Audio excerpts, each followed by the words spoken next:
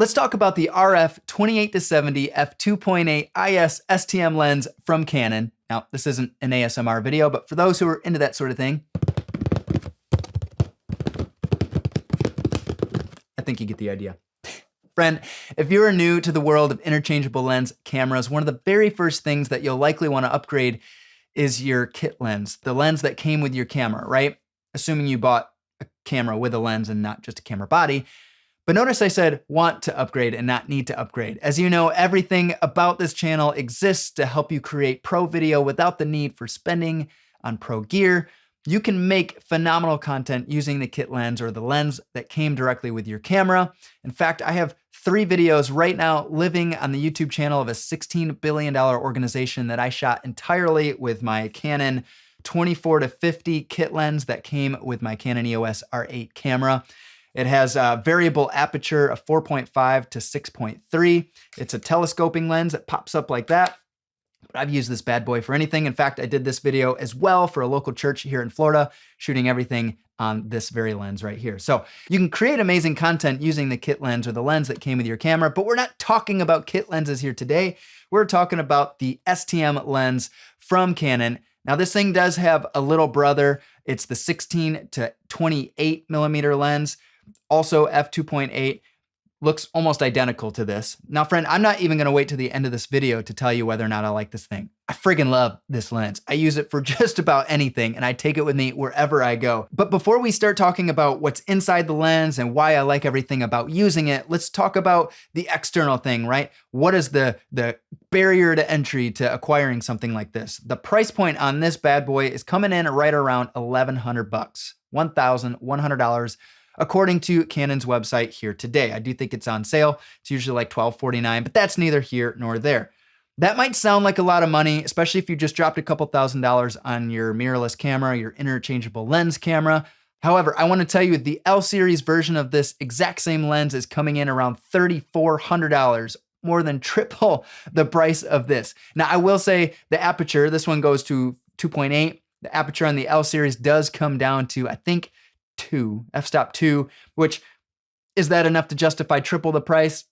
That's for you to decide. And of course, you get the red ring that tells everybody you spent a lot of money on your lens.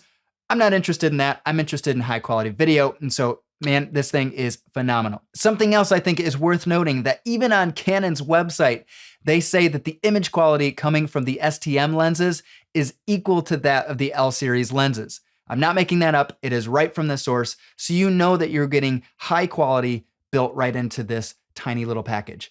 Now, historically, Canon hasn't really allowed for third-party lenses a whole lot. I know that there are some adapters that you can get out there that allow for you to swap lenses and do that sort of thing, but Canon has pretty much kept that locked down.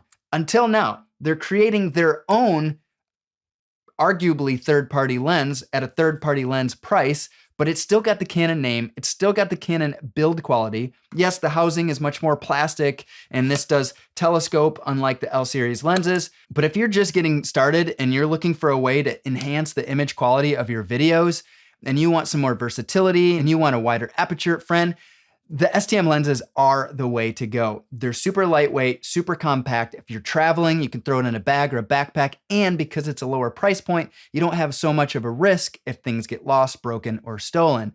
Now, obviously, you'd still be out $1,000, but it's better than $3,400. Okay, so let's talk about some of the things that I love about this lens.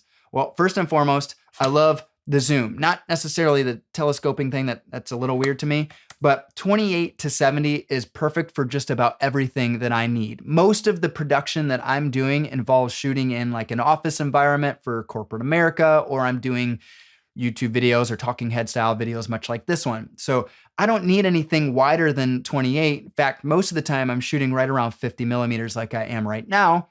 But if I want to get tighter on a subject and really crush the background, I can jump to 70, or if I'm shooting some B-roll and I want to get just this nice image of a close-up, I can jump to 70 millimeters, and that is perfect for what I need it for. The autofocus on this thing is phenomenal. A lot of time when I'm filming B-roll, I'll flip to manual focus, and you can use this control ring right here on the top to pull focus. So I'll do some rack focus that way. It really creates a neat effect right in the lens. And of course, the stabilizer on this thing, I'm shooting on a Canon R8, which does not have in-body image stabilization or IBIS. So having a little extra stabilization built into my lens is really helpful, especially for when I'm shooting handheld. Now I do have a gimbal, but my camera's on a rig, and so I don't always want to pop it out just to put it on the gimbal. However, that is another way to stabilize your camera, of course. Now, another thing I want to talk about is the aperture. I said that this is a fixed aperture, right? Meaning it stays at f2.8, whether I'm at 28 millimeters all the way on up to 70. Now I can go above that, but I don't have to worry about changing my ISO or my shutter speed to counter any of the changes in my variable aperture like I did with my kit lens.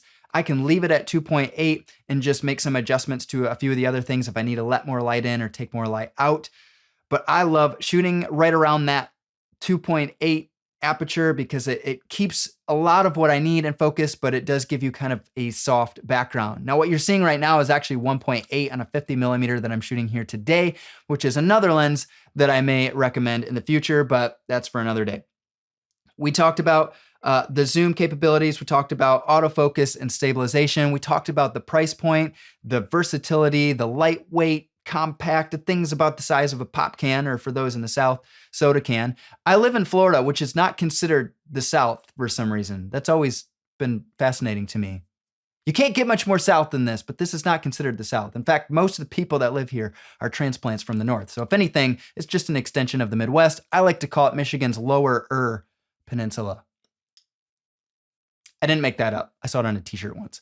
Anyway, I love this lens. I would highly recommend this to any videographer or photographer. This is a fantastic lens. It does amazing in low light settings. I've filmed interviews poolside in the dark, and this has captured everything that I've needed to capture using nothing but the softbox you see on me here today.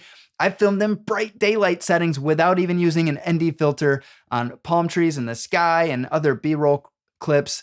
Other interviews outside as well, other settings like that, events. I did a wedding and I used this lens entirely, exclusively. Love this lens. And it does have a 67 millimeter rim as well. So if you want to get yourself a matte box and look super cool, like a filmographer, videographer, a person who shoots professional cinema video, you can do that as well. This thing is so incredible. I'll put a link to it in the description as well if you want to check it out. It'll take you right to the Amazon website. If you're already going to buy this, you might as well use my affiliate link because it will help me continue to create content to support your video journey. But friend, if you want to learn more about the gear beyond lenses, but everything that you need to create high quality, professional looking video without the need for breaking the bank, go to guidedproductions.com/studio gear guide.